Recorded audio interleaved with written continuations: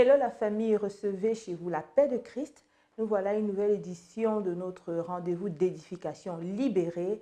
Nous restons connectés sur la www.newbeginningministries.live et à tout de suite.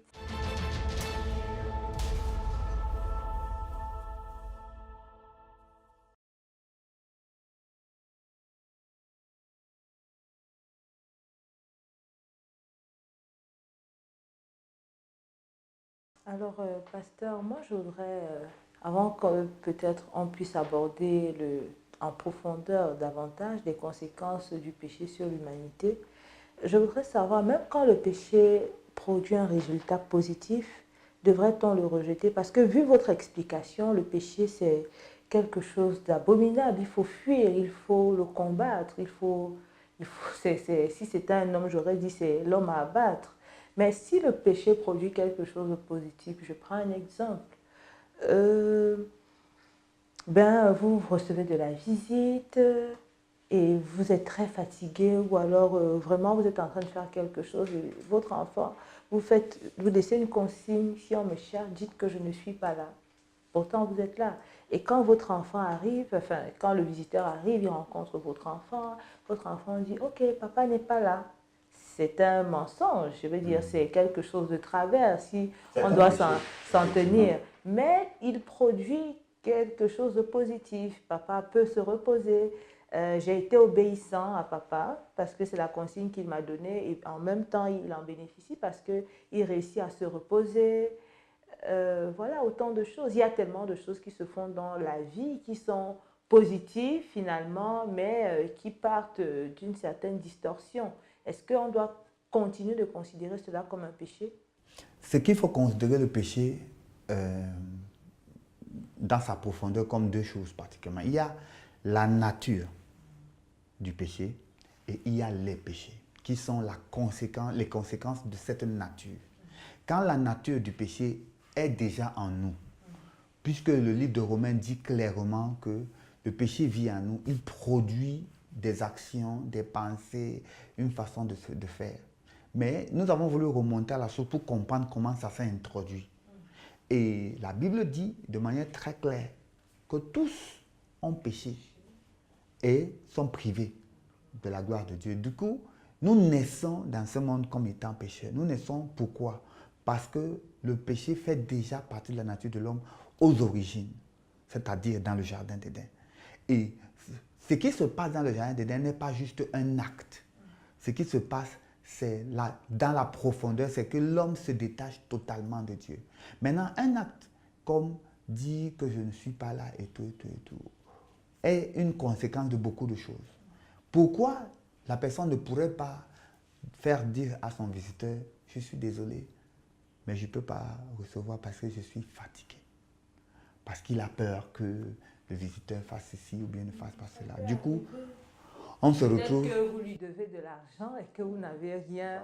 Vous avez donné plusieurs faux rendez-vous déjà, ou alors, ne disons même pas faux, mais vous n'avez pas eu la capacité de rembourser à temps. Autant Déjà, de ce qui choses. nous amène au mensonge, c'est quelque chose d'autre qui est toujours produit par le péché. Oui. C'est quoi? C'est la peur. Oui. C'est le désir d'apparaître quelque chose à l'extérieur qu'on n'est pas à l'intérieur. Du coup, c'est déjà faux. Et quand c'est déjà faux, c'est déjà le péché qui travaille. Et c'est cette nature qui se montre et qui se manifeste de ces manières-là. Donc, le vrai problème, il n'est pas dans le fait que quelqu'un le dise, parce qu'il fait un péché. Mais le vrai problème, c'est pourquoi n'est-il pas capable, par rapport à la relation qu'il a avec la personne, de dire à la personne, je ne peux pas. Pourquoi est-il obligé d'aller dans cela? Maintenant, un péché en appelle un autre. Un péché en fabrique un autre. C'est un engrenage dans lequel on ne s'en sort pas. Et le péché ne peut pas avoir à la longue des conséquences positives. Parce que même si la personne réussit à se reposer, il y a le risque que le mensonge soit découvert plus tard. Et si le mensonge est découvert, ce qu'il a craint dans la relation va toujours être touché ou affecté. Du coup, ça devient un problème qu'on ne peut pas résoudre. Le mieux serait d'affronter l'ami ou si l'ami vient pendant qu'on doit de le lui faire dire. Et ce n'est pas possible. Et si c'est un véritable ami, parce que c'est de ça qu'il s'agit, de la réalité de la relation, ou si la relation est fausse. Maintenant, la vérité, c'est qu'à cause du péché, les gens entretiennent des relations les uns avec les autres basées sur l'intérêt, sur l'envie, sur le paraître, sur beaucoup de choses de ce genre. Et toutes ces choses sont provoquées toujours par la nature du péché. Parce que ce que la Bible dit, c'est que le péché a pris contrôle de la vie de l'homme dans le jardin d'Éden. Et l'homme qui était fait à l'image et à la ressemblance de Dieu est devenu un être de péché. Voilà. Ça parce que Adam a enfanté un enfant à son image et à sa ressemblance. Et qu'est-ce que Adam était? Adam était devenu juste lui-même. Et je veux vous rappeler que à cause du péché, le sol a été maudit. À cause du péché, Adam et Dieu ont perdu la relation privilégiée qu'ils avaient. À cause du péché, il a été chassé du jardin d'Éden au point où il ne pouvait plus revenir. À cause du péché, tout a été déréglé jusqu'à aujourd'hui. Avant d'aller dans le point, les conséquences du péché, nous allons faire, je vais faire un petit résumé. Ce qu'on va retenir, c'est que la nature du péché, elle est très ancienne. Ça remonte depuis la vie sur terre dans le jardin d'Éden de Adam et Ève qui ont transgressé le commandement de Dieu. Nous avons parlé des différentes définitions de ce que c'est que le péché. On a parlé de faire quelque chose de travers. On a parlé de manquer la cible. On a parlé également il y a une définition, chemin, voilà, se perdre du droit chemin, tout ce qui est en rapport avec le vice, ce qui est tordu, voilà, et toutes ces choses, la rébellion, d'accord? Et nous sommes contaminés, la nature humaine est contaminée par la nature du péché. Donc, et c'est cela qui fait en sorte, qui produit en fait tous les différents péchés que nous avons, c'est les faits en fait, voilà, les manifestations de la nature du péché. Et aussi, l'autre chose que vous avez dit, c'est qu'il faut rejeter le péché. Quelle que soit la conséquence, en fait, il faut rejeter le péché, il faut, quel qu'il soit, bien, même s'il produit un bon résultat, quel que soit, il faut le rejeter dans, dans toutes ses formes. Donc, nous revenons après la pause et c'est juste dans 2 secondes.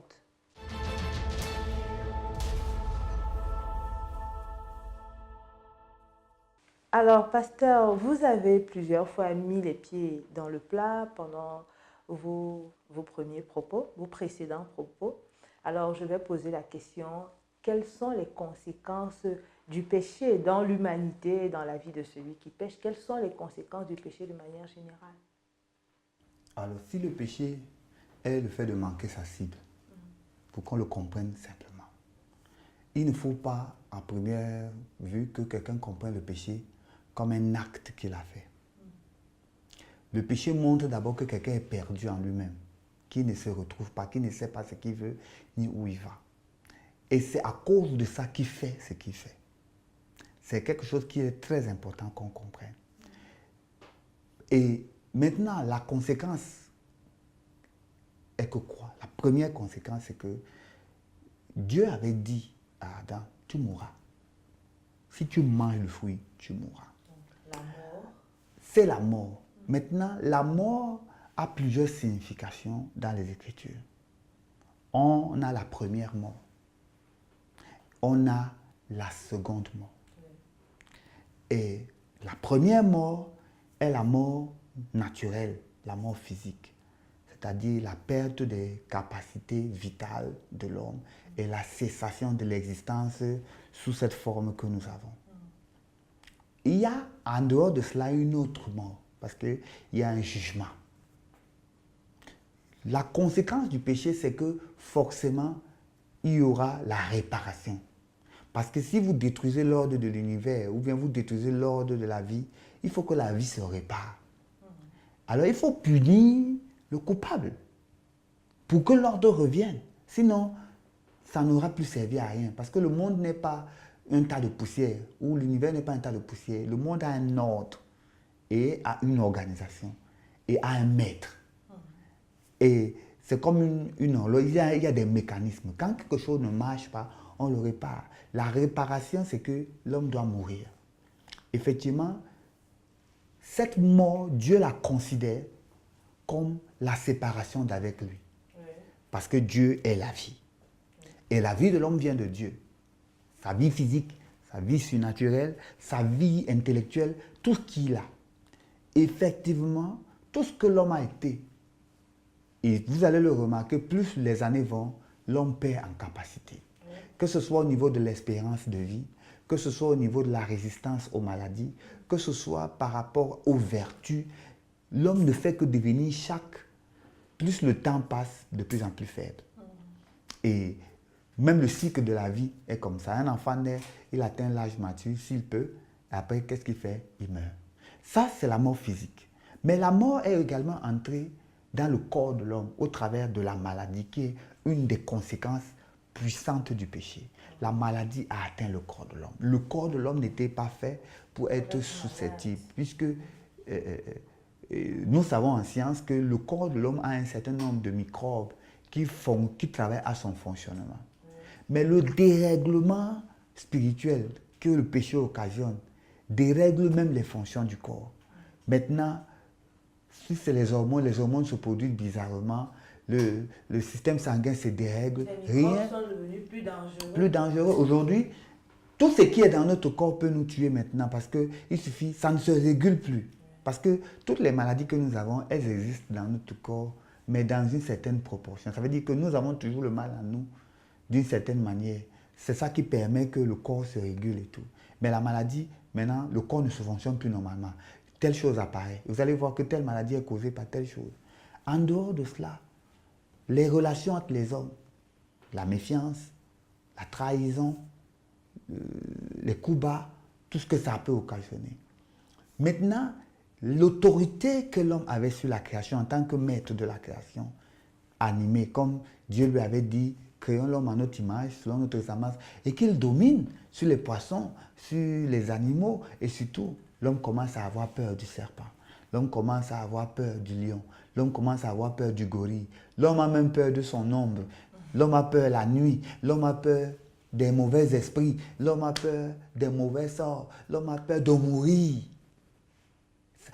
Toutes ces choses sont des conséquences du péché.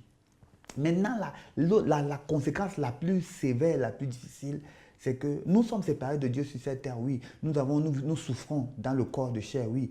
La malédiction qu'on aime souvent citer, tu mangeras à la sueur de ton front parce que la terre ne produira plus rien d'elle-même. Parce que la terre était appelée à produire la semence selon son espèce. Et l'homme mangeait aux saisons tout ce qu'il voulait. Et la terre lui donnait ça normalement. Maintenant, la terre ne lui donne plus rien. Il faut qu'il bagarre pour que ça puisse produire. Et parfois, il travaille même. Et ça ne produit pas. Ainsi de suite. Et au fur et à mesure que le temps a avancé, les conséquences ont empiré parce que le problème du péché n'avait pas encore été résolu. Effectivement, ça va jusqu'à, dans le livre d'Apocalypse, quand on nous parle de la seconde mort. Et cette seconde mort, c'est quoi? C'est que si à la fin, votre nom n'est pas trouvé écrit dans le livre de vie, ça veut dire que vous n'avez pas résolu le problème avec le péché dans votre vie. Eh bien, vous avez une éternité totalement séparée de Dieu. Et si la séparation pouvait être supportable, parce qu'il faudrait qu'on sache qui Dieu est pour qu'on sache si on peut supporter de vivre sans lui.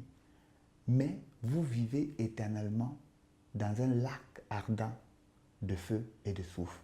Même si c'est seulement une métaphore et que ce n'est pas le feu. Si cette métaphore dit quelque chose, ça veut dire que c'est une éternité de souffrance. Ça veut dire que pour le péché est la pire chose qui soit arrivée dans la vie d'un homme. Et la plus mauvaise chose qui puisse arriver dans sa vie. Maintenant, les conséquences, elles sont nombreuses. Les guerres, tout ce qu'il y a dans le monde aujourd'hui, qui est mauvais, est lié au péché. Il y a la nature du péché. Et même tous les hommes animés des meilleures intentions finissent par vivre dans le péché et par s'abandonner à leur péché. Et alors le péché devient des mauvais instincts, des mauvaises pensées qui deviennent des complots qui deviennent des assassinats qui deviennent le sabotage, et bref, le terrorisme, tout ce que vous pouvez entendre. Tous les vices que nous voyons aujourd'hui. Voilà, les sacrifices rituels et tout. Pourquoi les gens font ce sacrifice, pourquoi ils ont besoin de puissance? Parce qu'il leur manque quelque chose. Pourquoi ils veulent absolument avoir l'argent au point où ils peuvent tuer les autres? Parce que, eh bien, à cause du péché, l'argent est devenu la chose qui domine l'homme. L'argent ne devrait pas dominer l'homme, l'homme devrait dominer. L'argent devrait servir l'homme. Eh bien, un bout de métal ou un morceau de papier fait en sorte que je tue mon frère, je tue mon ami que j'aime. Ça, c'est la malédiction du péché. Et les conséquences, elles sont tellement multiples. Chacun peut regarder sa vie autour de lui. Et ça, c'est ce que nous voyons. Parce qu'il y a d'autres, quand nous ne serons plus dans ce monde. Si quelqu'un meurt sans Christ, il meurt sans le salut, il meurt sans avoir résolu le problème du péché. C'est le feu des morts qui l'attend. On parle ici de l'enfer. Et c'est un endroit de souffrance. Alors, sur cette table, nous allons conclure avec cette partie. Nous allons certainement revenir parce que le péché nous envoie dans tellement de détails que je pense que les auditeurs auront besoin d'en savoir davantage. Ce que moi je retiens de manière globale, c'est que le péché détruit le présent et l'avenir pour soi, pour les générations à venir, pour la communauté, pour la nation, pour le continent. Le péché agit comme une avalanche en réalité. Une fois qu'il a commencé, ça continue, ça continue, ça continue jusqu'à ce qu'on trouve la solution quelque part et qu'il y ait un arrêt, du moins là où on a pu trouver la solution, pour ceux au moins qui ont pu accepter cette solution-là. Et c'est là-dessus que nous allons terminer. Nous allons nous retrouver certainement pour une prochaine édition.